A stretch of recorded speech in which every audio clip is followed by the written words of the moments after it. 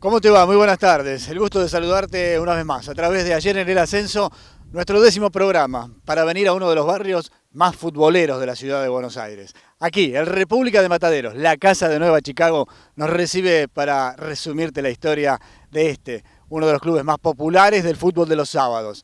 Vamos a hacer foco en aquel campeonato, el primero que lo llevó a la elite del fútbol argentino, el de 1981. Y vamos a hacer un repaso general por toda su historia, recordando también, por supuesto, sus últimos ascensos, los del nuevo siglo. Quédate con nosotros, será media hora a pura emoción. ¡Compañeros! ¡No hay que aflojar! Lo mejor es tomar la fábrica y hacer la huelga desde adentro. Mataderos Blues para vos.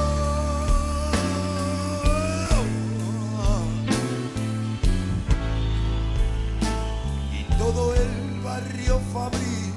Pocos barrios de la ciudad de Buenos Aires tienen tanta identificación futbolera como Mataderos con Nueva Chicago. Allá por los primeros años del siglo XX, como habitualmente ocurría por aquella época, un grupo de jóvenes reunidos cerca del arroyo Sildañez decidieron fundar un club de fútbol. Lo hicieron el 1 de julio de 1911, con el nombre de Fútbol Club Los Unidos de Nueva Chicago, el nombre con el que se conocía a Mataderos por aquella época. Por supuesto, deliberaron acerca de los colores. Primero pensaron en el rojo y blanco del popular Alumni, también en el celeste y blanco de Racing Club, otro de los exitosos de la época. Pero finalmente se decidieron por el verde y negro al ver pasar una camioneta, poco habitual por aquella época, cerca de donde se juntaban para jugar al fútbol. Así fue creciendo Nueva Chicago, aquí en este barrio, el de los Mataderos, que ya tenía un ídolo deportivo del país, Justo Suárez, el Torito de Mataderos, que luego le dio nombre al equipo y que tuvo un gran desempeño en la década del 20, este boxeador liviano que hizo sus primeras armas en el barrio y que llegó a pelear en los Estados Unidos. Mataderos Blues. Muerto muy joven, en la década del 30, víctima de la tuberculosis. Vos sabés que me habían hecho un tango y todo, todavía me acuerdo un cacho, de Mataderos al centro y del centro a Nueva York, lástima está tos. Te agarra descuidado y te dobla. Nueva Chicago. En el barrio de los Mataderos, populosa barriada del oeste de la ciudad de Buenos Aires, de gente muy laburante, empezaba a ganar adeptos el fútbol. En 1913 empieza a competir Nueva Chicago en la Asociación Argentina y tiene el ascenso a Primera División en 1919. En el 25 y en el 33 obtiene 2 subcampeonatos, este último ya en la era profesional. Solo que Nueva Chicago, al igual que muchos otros clubes que después formaron la Primera B, quedó en la Asociación Amateur, para luego unirse en 1934 en la Asociación del Fútbol Argentino a la vieja Primera B. Ese segundo puesto de 1933, detrás del Sportivo Dock Sud, fue acompañado también por la única estrella de aquella época para el equipo verde y negro, la Copa Competencia Jockey Club de aquel año, donde fue campeón al vencer a Banfield en la final. Ya afirmado en la segunda categoría del fútbol nacional, Nueva Chicago entra en un momento de ostracismo deportivo y en 1937 desciende a la tercera de ascenso, la última de las categorías de AFA por aquel entonces. 3 años tarda el verde y negro en volver a la Primera B, justamente en 1940, cuando se inaugura el hoy República de Mataderos en un partido frente a Sportivo Buenos Aires, con triunfo de Nueva Chicago por 2-0. Allí regresa a la segunda división y se mantiene a lo largo de 40 años siendo gran animador de los torneos de ascenso. Son glorias de Mataderos, Peralto, Basilo, Castellano, el nene de ascenso, Calandria y muchos más. Llega la década del 50 y Nueva Chicago comienza a afirmarse como uno de los clubes más populares del fútbol de ascenso. Uno de los jugadores más destacados de aquel entonces fue Norberto Pilo Calandria. 268 partidos jugados y 116 goles con la camiseta de Chicago para integrar una de las delanteras más famosas de la época. Los entendidos dicen que la mejor del fútbol de ascenso. D'Aquarti, Calandria, Julio San Lorenzo, D'Ascenso y Casanovas era el quinteto que llenó de fútbol el estadio de Mataderos y que llenó los ojos de tantos hinchas del fútbol de los sábados. Obtuvieron 2 subcampeonatos, el más destacado el de 1958, campeonato que se llevaría Ferrocarril Oeste, pero que Nueva Chicago quedaría a 4 puntos demostrando un alto nivel futbolístico. En 1961 obtuvieron el tercer puesto y en 1966 se le escapa por muy poco en una recordadísima final contra Deportivo Español en cancha de Huracán. En 1962 se desarrolla el primer torneo sudamericano de ascenso en Lima, Perú. 17 jugadores integraron el plantel, 13 eran de Nueva Chicago. Sobre fines de la década del 60 se da la aparición de otra gran figura del fútbol de ascenso que vistió la camiseta de Nueva Chicago, Jorge el Gallego Pérez. 138 partidos y 80 goles para un 9 implacable que luego seguiría sus pasos en Vélez y en Quilmes en Primera División. Nueva Chicago empieza a pelear los campeonatos ya también en principios de la década del 70. Lo hizo en 1972, donde declinó sobre el final del campeonato a raíz de la lesión, una fractura que tuvo el Gallego Pérez y que lo hizo quedar en el tercer puesto, dejando de lado entonces el ascenso que no pudo ser a la Primera A. Siempre acompañado por una multitud, ingresa en la década del 80 peleando campeonatos. En 1980 vuelve a estar cerca y queda subcampeón de Sarmiento de Junín, aquel gran equipo que llegara a Primera en ese comienzo de la década del 80. Ahora sí, llega 1981 y el campeonato que nos ocupa, aquel que lo llevó por primera vez a la élite del fútbol argentino. El torneo de 1981 comienza con un Nueva Chicago decidido a campeonar.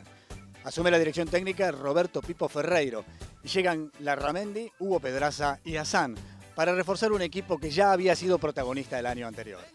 Buen arranque del verdinegro que obtiene 7 puntos de 9 hasta jugar con Defensores de Belgrano. Fue derrota 1-0 con gol de Pinino Más. Retoma la senda del triunfo, sin embargo, el equipo de Mataderos para obtener 9 puntos de 12 y encaramarse en la cima. Terminando la primera rueda, primero, seguido de Quilmes, su gran perseguidor, y en tercera colocación Banfield. Jorge Traverso en la valla, Carrizo, Larramendi, el turco Abdala y Ratalino en la defensa, Hugo Pedraza con la número 8, Oscar Loyarte parado en la mitad de la cancha, capitán y caudillo de aquel equipo, y Mario Franceschini con la 10. En la delantera, Luis Armani, Hassan y Roque Herba, los 11 habituales de Pipo Ferreiro, que no arrancaron también la segunda rueda, pero se trajeron un punto fundamental del sur del Gran Buenos Aires al empatar 1-1 con Quilmes, en un partido en el que Traverso le ataja un penal a Horacio Milossi. Renacen las esperanzas, luego con el triunfo frente a Tigre por 2-0 y una goleada frente a Defensores de Belgrano por 3-0. Esto lo pone a Nueva Chicago líder del campeonato y llega a uno de esos partidos bisagra para todo equipo que quiere ser campeón. Debe visitar a Atlanta en Villa Crespo en un compromiso complicado para los de Mataderos. Fue finalmente triunfo del equipo verdinegro, pero no sin nerviosismo y complicaciones. Había empezado ganando Atlanta 1-0 con gol de Alfredo Graciani y lo da vuelta el equipo de Pipo Ferreiro con los goles de Ratalino y Roque Herba. Sobre el final se transforma en héroe Jorge Tripicchio, quien había reemplazado a Traverso en ese partido atajándole un penal a Quique Rabina a los 47 de la segunda etapa para servirle el campeonato a los de Mataderos en la fecha siguiente, frente a Estudiantes de Caseros aquí en el República de Mataderos. Cine Teatro Helios. Arte, cultura y diversión en Ciudad Jardín. Las obras consagradas ahora en tu barrio. Consulta nuestra cartelera de noviembre y diciembre. Cine Teatro Helios. Boulevard San Martín 3076 a metros de la estación Palomar. Almacén Natural. El lugar de cosas ricas y sanas en tu barrio. Guarnique 2215, Ciudad Jardín. Pizzería y parrilla El Quebracho. Un ambiente cálido en Martín Coronado. Presidente Perón 6611. Consulta por nuestras promociones. Toda la información sobre seguros está en El Seguro en Acción. Ingresa en nuestra página web www.elseguroenaccion.com. Arechaga Negocios Inmobiliarios. La mejor opción de compra-venta en Capital y Gran Buenos Aires. Emilio Castro 6456. Remis Ciudad Jardín. Seguridad y puntualidad en el transporte. Viajes al interior del país. 4843-9350.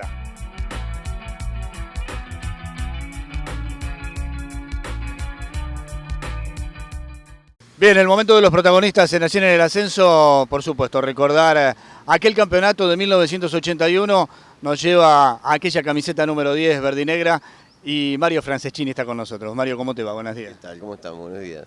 Bueno, aquel recuerdo, como decíamos en Nación en el Ascenso, de nuestro programa de la memoria, lo primero que se te viene a la mente al recordar aquel Chicago 81. La alegría de la gente, un sueño hecho realidad, porque el histórico equipo de la Vera, Chicago, no subía nunca y siempre se caía al final, y bueno, fue concretar un sueño de muchos que no lo habían visto nunca en primera y Y bueno, eso es la fiesta de ellos, que lo disfrutaron más ellos que nosotros, porque nosotros estábamos más concentrados en lo que era el partido, en la tensión del campeonato, porque no nos podíamos caer. Entonces lo que disfrutaba era el hincha. Un campeonato de la vieja Primera B, duro, difícil, con equipos de importancia y que sobre todo Quilmes tal vez les peleó palmo a palmo. Después pudieron estirar un poquito la ventaja y consagrarse con algunas fechas antes, ¿no? Pero eran torneos duros como siguen siendo los del ascenso, ¿no? Claro, el ascenso se consiguió 4 o 5 fechas antes, pero después quedaba el campeonato. Y bueno, también era un anhelo, una vez que estás ahí arriba no querés. Además era un equipo muy guerrero, el nuestro no iba a dejar pasar la oportunidad de salir campeón. De ese equipo justamente, ¿no? Siempre se destacan, o habitualmente cuando uno hace el análisis, destaca determinados jugadores. ¿Cuál sería la columna vertebral de aquel equipo, Mario? El equipo todo, porque era un equipo que no estaba acostumbrado a perder, tenía una actitud ganadora para enfrentar los partidos, cualquiera, jugamos siempre igual. Era un equipo de presionar mucho, entonces no había, obviamente vos decís la columna vertebral del equipo, el arquero, el 2, el 5, el 9, el 10, el básico, lo habitual, claro. Pero teníamos 2 punteros muy desequilibrantes también y un mediocampo muy luchador, Pedraza y Loyarte, era un filtro importante para llegar al área. O sea, un equipo con más lucha que virtudes, pero contundente también. De 3/4 para adelante definíamos con capacidad, con desborde, por los punteros eran muy hábiles. Y bueno, era un equipo que fue ganando su lugar y después, bueno, una vez que estaba en carrera, es difícil voltear. ¿Algún partido en especial que vos recuerdes? El de Atlanta, porque perdiendo, Atlanta se nos ponía 3 puntos y faltaba mucho todavía. Y lo teníamos 5. Y íbamos ganando 1-0, perdíamos 1-0 y después lo dimos vuelta. Y hubo un penal sobre la hora que lo ataja el Tripicho. Que lo hubiésemos mantenido Atlanta a 5, empatando porque era el penal y terminaba, no había rebote. Y Tripicho lo ataja, pero nos sacamos de encima a Atlanta, ya a 7 puntos Atlanta, que tenía un buen equipo. Y quedaba el ascenso, ya era un hecho, porque nos quedábamos con Quilmes solamente y había 2 ascensos, o sea que el ascenso ya era un hecho. Así que ese fue un quiebre, de ahí en más yo creo que Chicago guardó la fusta, como decía, para llegar al ascenso. Y particularmente, Mario, un año muy especial para vos, futbolísticamente, 27 goles, el goleador del campeonato, figura de aquel Nueva Chicago. ¿Cómo lo viviste vos? Y yo venía de hacer 25 el año anterior, en el 80. Que un equipo que tenía... Y también había sido un gran año de Chicago. Claro, nosotros estuvimos peleando hasta las 2 últimas fechas, el ascenso con Sarmiento, que no ganaba nunca, no perdía nunca, no perdía puntos, y nosotros empatábamos mucho con un gran protagonismo en los empates, pero no lo podíamos quebrar el resultado, y Sarmiento ganaba, no lo podíamos alcanzar, se nos estiraba más, inclusive le habíamos ganado nosotros a Sarmiento en la cancha nuestra, y no pudimos checar la diferencia.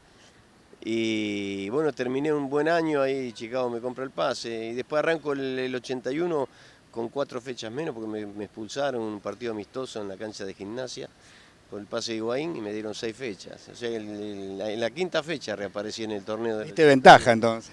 Di ventaja y reaparecí con un gol, ganamos 1-0. Un año lindo porque estaba muy bajoneado, ya no tenía muchas ganas de jugar y recuperé la alegría de jugar en Chicago. Mirá vos, ¿no? Qué dato, ¿no? A veces uno cree, o el hincha cree, ¿no? Sin conocer tal vez el ánimo del jugador, ¿no? Que al que le pasan tantas cosas como cualquier trabajador, y vos me decís esto, ¿no? De que en aquel año estabas así como un poco alicaído, si se quiere, y sin embargo fue tu mejor año futbolístico. Sí, yo había arrancado en Boca con una gran expectativa a futuro, había hecho 30 goles en la tercera y tenía 19 años, 20 años, y no jugaba en primera, jugaba muy poquito, no me ponía Rogelio Domingo, el técnico, y tenía Cambón, Potente, es difícil entrar, tenía que esperar. Y entonces voy a Atlanta, y Atlanta voy a préstamo, Atlanta quiero hacer uso de la opción después a fin de año, y me quedé en Atlanta jugando 4 años, y bueno, era completamente distinta la perspectiva de Atlanta a la de Boca, de salir en un equipo que un gran protagonismo a jugar siempre peleando el descenso. Entonces me fui cayendo en lo deportivo, en lo anímico, y en un momento digo, bueno, me voy a dedicar a otra cosa. Y apareció Chicago, que en la B tenía las mismas urgencias que tiene un equipo con con ganas de campeonar, ¿no? Aspiraciones de campeón. Una hinchada muy seguidora, muy fiel, entonces me empecé a entusiasmar de nuevo y bueno, despertó de nuevo en mí la gana de jugar al fútbol.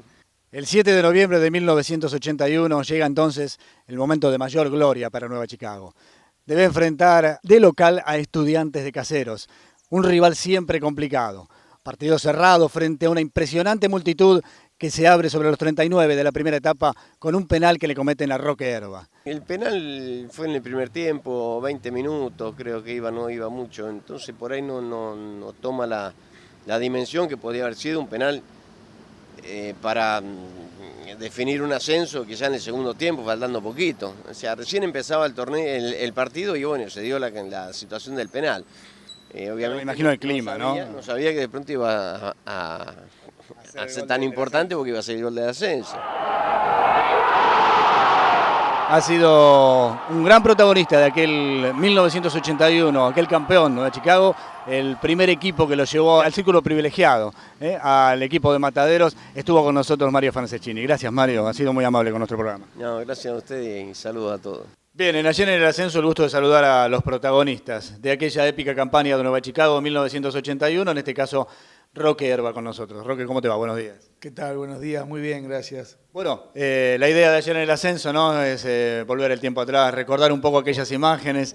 ¿Y qué es lo primero que se te viene a la mente? Lo preguntamos siempre a cada uno de los protagonistas. ¿Algún partido en especial, algún gol, algo en particular de aquel campeonato? El partido de Atlanta. Me viene siempre el primer recuerdo que ver a toda la gente de Chicago enfurecida con esa euforia tan grande, que conseguir algo que nunca se había conseguido. Y bueno, y eso es lo que me viene a la mente en este momento. 40 años siendo protagonista Chicago, siempre con una multitud acompañándolo, pero no se le había dado el ascenso, ¿no? ¿Llegó a haber dudas en ustedes en aquel campeonato, como diciendo, bueno, puede volver a ocurrir que manquemos? No porque siempre nosotros tuvimos en mente más los chicos del club que venían con esa carga, que Chicago esto, que Chicago lo otro, que llegaba a los últimos momentos y pareciera que las cosas no se daban por X motivo, pero no, nunca tuvimos ese peso, nunca tuvimos esa carga, porque arrancamos un año muy bueno con unos triunfos seguidos. Y cuando ya nos empezamos a entusiasmar con los triunfos, ya pensábamos que teníamos algo en mente, que era el ascenso. Una primera vez distinta a lo que se vive el ascenso de hoy, pero igualmente dura, con equipos de importancia, ¿no? Había que lucharla y había que llegar más allá de que después pudieron ganarlo con cierto margen, ¿no? Lo lucharon y fue un campeonato duro. Durísimo. Muy duro, porque había equipos de mucha importancia, donde todos peleábamos por lo mismo. Estaba Quilmes, que fue el otro equipo que ascendió con nosotros, pero había equipos de jerarquía, jugadores de jerarquía, que después de ese año muchos jugadores emigraron para equipos de primera división. ¿Era más difícil aquel fútbol, Roque? ¿Era más difícil aquel ascenso?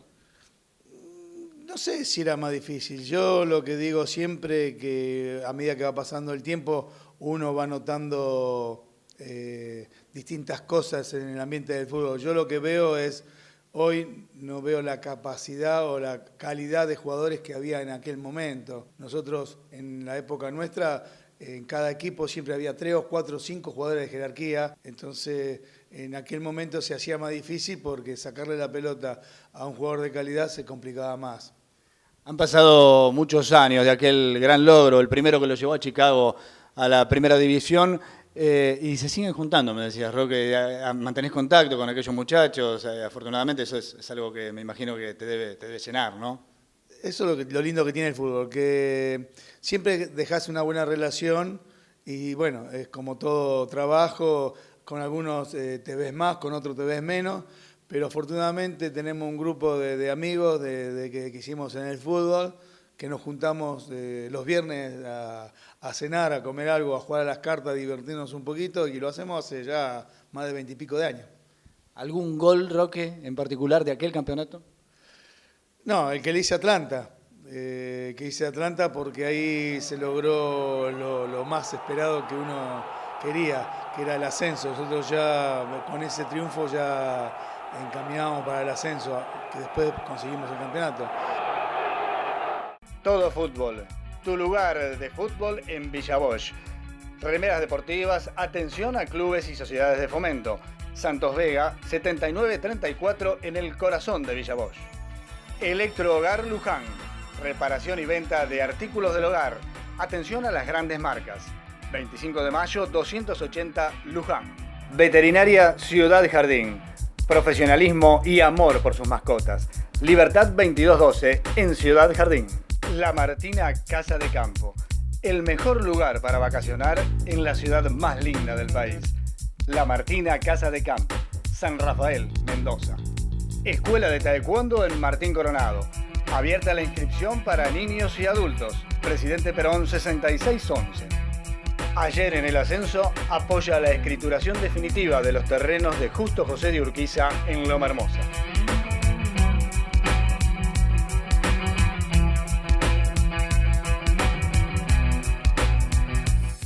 Dos temporadas le duró el gusto a Nueva Chicago de codearse con los grandes para tener una perlita en especial. El gran triunfo frente a Boca Juniors por goleada, 5-0 en cancha de Vélez por el metro del 83, con 2 de Otermín, 2 de Acuña y 1 de Vera Benítez, frente a un Boca Juniors que presentaba, entre otros, al Loco Gatti y al Flaco Gareca en una goleada que quedó en la retina de los hinchas. Dura poco la sonrisa que te hace feliz. ¿Se pudo haber quedado más Chicago en primera, haciendo un análisis hoy después, ¿no? Con el diario del lunes? Yo creo que sí. Vos para poder quedarte y permanecer en una categoría como es la más grande del fútbol argentino, a veces tenés que ponerte, no digo a la altura de los equipos grandes, pero medianamente tenés que contratar jugadores a la altura de las circunstancias. Y nosotros, bueno, mantuvimos la base. El primer año no fue muy bien. Yo después migré para River, porque me compró River. El segundo año no lo jugué, que fue cuando, bueno, desgraciadamente Chicago desciende. Bueno, por un tema también que se creó el promedio, porque si no Chicago tampoco hubiese descendido.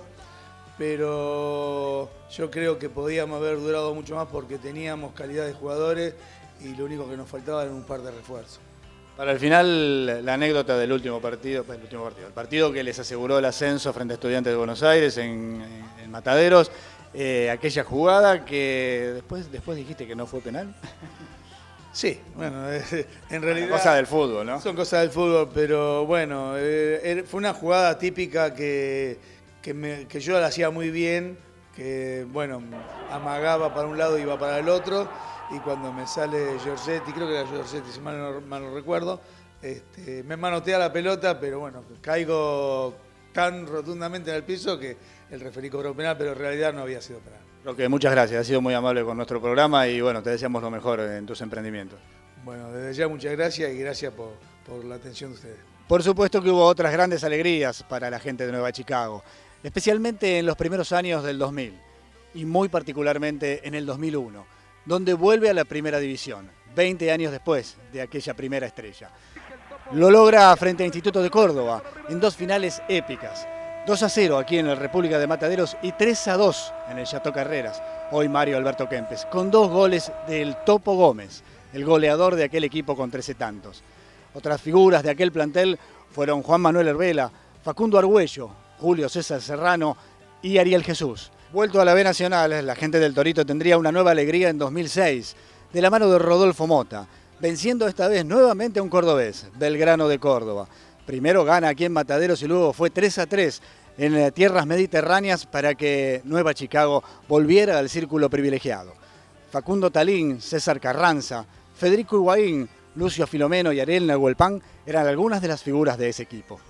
Nuevamente, malos momentos deportivos del Torito de Mataderos los llevan a descender 2 categorías. Vuelve a la primera B metropolitana para llegar a 2014 y tomar la conducción del primer equipo Pablo Guede. El técnico joven formado en España que estaba en las divisiones juveniles del equipo verde y negro y con un fútbol de alto vuelo lo lleva a la B Nacional. El último partido de aquel torneo fue 1-0 frente a Colegiales en Munro con gran gol de Gomito de tiro libre. Llega entonces el último de los ascensos en la 2015, ya con la dirección técnica de Omar Labruna, para volver a la Primera División A. Una temporada duró la alegría del Torito para estar nuevamente en la B Nacional, como siempre acompañado de una multitud. Llegamos al final, amigos, no sin hacer una mención especial. Lo hemos dicho a lo largo del relato, y es para el que hoy es símbolo y emblema de Nueva Chicago, Cristian El Gomito Gómez. Más de 400 partidos con la camiseta de Nueva Chicago e infinidad de goles que han llenado de alegría a la gran hinchada del verdinegro. Sigue en vigencia, aún con más de 40 años, ciudadano ilustre de la ciudad de Buenos Aires y con estatua propia aquí en el República de Mataderos. Ha sido sin duda el gran ídolo de esta institución y sigue siéndolo. Nos vamos, nos han quedado perlitas en el recuerdo porque, lo dijimos, la historia de Nueva Chicago es muy rica y nos llevaría muchísimo tiempo detallar cantidad de imágenes que han quedado a lo largo de la historia del equipo del República de Mataderos. Nos reencontramos en 7 días, por supuesto, con mucho más fútbol de ascenso. Gracias por haber estado del otro lado.